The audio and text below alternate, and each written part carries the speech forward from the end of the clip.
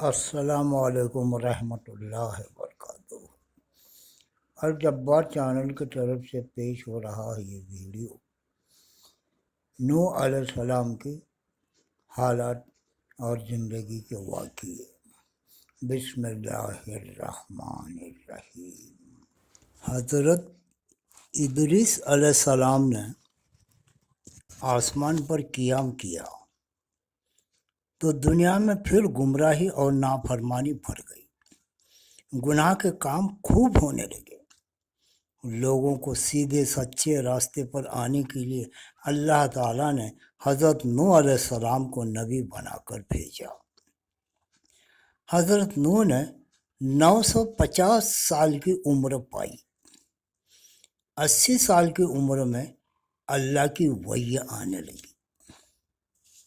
حضرت نوح برابر بھلائی کی بات پھیلانے اور برائی کو مٹانے کی کوششیں کرنے لگے، لیکن ان کے قوم کے سردار تو عیش میں لگے ہوئے تھے۔ انہیں ان باتوں سے کیا لینا دینا۔ حضرت نوح علیہ السلام اللہ تعالیٰ سے ان کی ہدایت کی دعا بھی کرتے تھے، لیکن ان ظالموں نے کچھ مان کر نہ دیا، کفر اور انکار کی ریتی پر ڈٹے رہے۔ حضرت نوح نے بہت سمجھانے کی کوشش کی، کافی محنت کی، لیکن پوری عمر کی محنتوں کے نتیجے میں 80 آدمیوں کے علاوہ کسی نے اسلام قبول نہیں کیا۔ حضرت ابن عباس رضی اللہ عنہ سے روایت ہے کہ فرمایا کہ کسی پیغمبر نے اپنی قوم کی طرف سے اتنی تکلیفیں نہ اٹھائی جتنی حضرت نوح علیہ السلام کو اٹھانی پڑی۔ وہ تو حضرت نوح کو ہمیشہ دھمکی دیتے رہتے کہ تم ان باتوں سے باز آ جاؤ اور ہمارے بتوں کو برا بھلا کہنے سے بچو، ورنہ ہم تمہیں پریشان کر ڈالیں گے۔ چنانچہ وہ انہیں اچھی باتیں سنانے پر بھری مجلس میں مارتے، یہاں تک کہ وہ بے ہوش ہو جاتے اور ان کے لڑکے ان کو وہاں سے اٹھا کر لے آتے۔ ان کے دشمن مرتے وقت اپنے بیٹوں کو وصیت کیا کرتے اور کفر پر جمے رہنے کی ہدایت دیتے ہوئے کہتے تھے، بیٹو ہرگز اپنے باپ دادا کے دین سے پھرنا نہیں، نوح کی بات کو تو کبھی نہ ماننا، جہاں تک ہو سکے انہیں دکھ اور تکلیف ہی دیتے رہنا، چاہے ٹھکانہ جہنم ہی میں کیوں نہ بنے۔ جب ایسے ہی سنگین حالات میں 7 صدیاں گزر گئیں اور حضرت نوح علیہ السلام تنگ آ کر نا امید ہو گئے تو اللہ نے وحی نازل کی۔ حضرت نوح علیہ السلام کو اس سے بڑی ڈھارس ہوئی۔ اللہ نے ان سے فرمایا تھا، اے نوح تم تنگ دل مت ہونا، نہ ان ظالموں سے اب کوئی امید رکھو، جو ایمان لے آئے سو لے آئے، باقی ایمان نہیں لائیں گے ان کے مقدر ہی میں جہنم لکھ دی گئی ہے۔ حضرت نوح علیہ السلام نے عرض کیا، یا خداوند ان کی نسل میں سے کوئی ایمان لائے گا یا نہیں؟ حکم ہوا، یہ تو ایمان نہ لائیں گے، ان کا دل تو پتھر ہو چکا ہے۔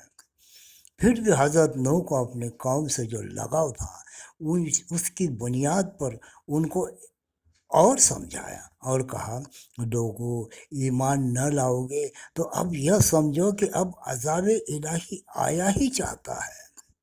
لیکن اس بار بھی قوم کے سرداروں نے اسی طرح جواب دیا اور کہا، ہم تو ود، سواع، یغوث اور یعوث جو ہمارے بت ہیں ان کی پوجا کبھی نہ چھوڑیں گے، اگر تو سچا ہے تو عذاب لے آ، ہمیں اس کا کوئی ڈر نہیں۔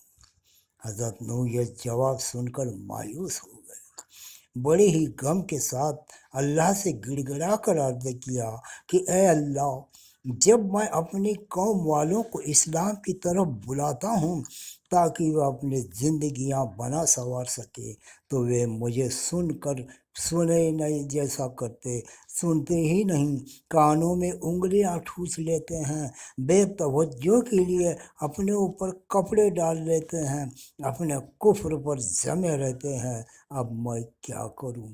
بہت مجبور ہو گیا ہوں، اب تو تیرا عذاب آ ہی جانا چاہیے، انہیں تباہ کر دے، ان کا سب کچھ ختم کر دے۔ حضرت نوح کی دعا سے پھر اس قوم پر اکال پڑ گیا، یہاں تک کہ ان کی نسل کی بڑھوتری کا سلسلہ ہی بند ہو گیا۔ اس کے بعد اللہ کے حکم سے حضرت جبریل نے ساج کے پیڑ بونے کا حکم دیا اور 20 سال میں اسے کافی مضبوط کر دیا۔ پھر اللہ ہی کے فرمان پر حضرت نوح نے اس کی لکڑی سے کشتی بنانی شروع کر دی۔ کافی تو پہلے نوح علیہ السلام کو ستاتے رہے، جب کشتی بننے لگی تو یہ مذاق بنانے لگے، کہتے اے نوح، اب تم نبی کے درجے کو پہنچنے کے بعد بڑے ہی کب سے ہو گئے ہو؟ کیا پیغمبری کے کاموں سے تھک گئے؟ کشتی تو بناتے ہو پر پانی کہاں ہے جس میں یہ کشتی چلے گی؟ کیا یہ خشکی پر چلے گی؟ حضرت نوح کہتے تم اپنے اعمال کے نتیجوں سے غافل ہو، عاقبت میں تم پر کیا بیتے گی اسے سمجھ نہیں رہے ہو، اس لیے تم کیا سمجھو ان باتوں کو۔ پھر حضرت نوح نے کشتی تیار کر لی، بہت مضبوط کشتی، تختوں کے ہر جوڑ پر کیر کا تیل لگا دیا۔ اللہ کے حکم سے شمشاد کے تختوں کا تابوت حضرت آدم کی ہڈیوں کے لیے بنایا گیا۔ پھر حضرت جبریل نے ہر جنس کے جانور جو زمین پر تھے ان کو حضرت نوح کے پاس جمع کیے۔